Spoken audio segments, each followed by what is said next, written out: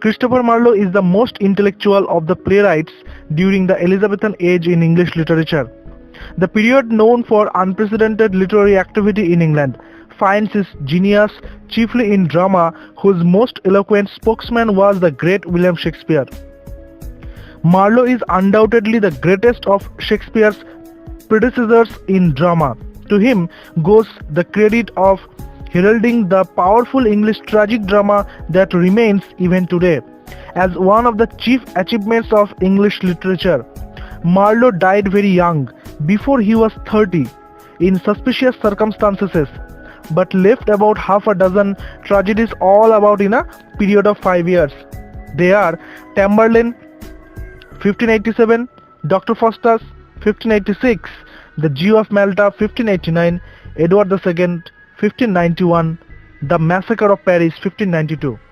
Okay, endowed with vast biblical and classical scholarship, a rebellious spirit and poetic imagination, Marlowe marks the end of an adolescent phase in English drama and begins its mature tragedy.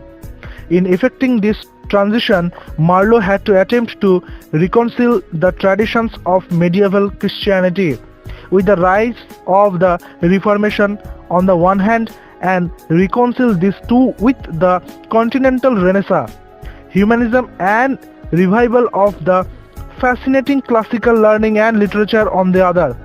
Additionally, there was the linguistic and lyrical upsurge of the blank verse and its liberating tone of freedom from the rigors of metrical verse. Whatever Marlowe wrote was poignant, for he could never separate his personal yearnings from his dramatic reflections. A very striking personality and a powerful dramatist, he is a significant part of a still greater tradition of the Elizabethan drama, tragedy in particular, which was taking shape in his time. Marlowe is judged with a sense of regret that he died young and that his talents left many masterpieces unwritten, especially in view of the fact that Shakespeare, similarly gifted, could achieve greatness with longer years of life. Discuss about some important questions of Christopher Marlowe. Marlowe's poem The Passionate Shepherd begins with the line, "Come live with me and be my love." Which other English poet wrote a famous poem beginning with this line? The answer is John Donne, and the name of the poem is The Bait. When John Donne composed this poem, he also uses this line, "Come live with me and be my love." Move to next question. In Marlowe's play, what was the name of the Jew of Malta? Marlowe has composed a famous play, The Jew of Malta. The name of the Jew of Malta is Barabbas. Next one. How many years of happiness was Dr. Faustus promised by the devil? Remember the name of the devil? The name of the devil was Mephistopheles, and Dr. Faustus was promised by the devil Mephistopheles for 24 years of happiness. The answer is 24 years. Okay, now move to next question.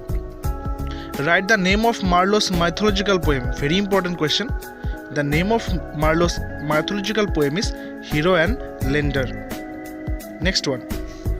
The first play of Christopher Marlowe is Tamburlaine the Great, and it was composed in 1587.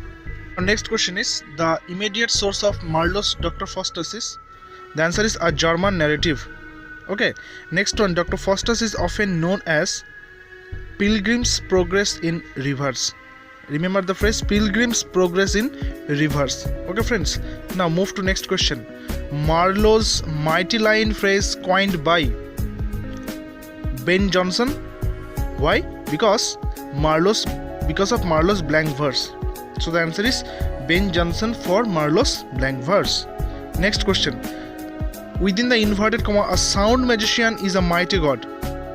I repeat, a sound magician is a mighty god. This line is related with the Dr. Faustus. Okay. Next one. Who wrote Faustus in Romantic period? Johann Wolfgang von Goethe. Johann Wolfgang von Goethe. Okay. Now next question. Christopher Marlowe is considered as father of English tragedy. Everybody knows that. A very simple question is this. Next one. Name the first love tragedy in English of Christopher Marlowe. It is Dido, Queen of Carthage. Next one. What was the first tragedy of Christopher Marlowe? It is Dr. Faustus. Next question is The Massacre of Paris was published in 1592, and this play was also written by Christopher Marlowe. Okay. So thank you friends. If you like this video and want this kind of more informative videos from us, then please subscribe our channel and stay connected with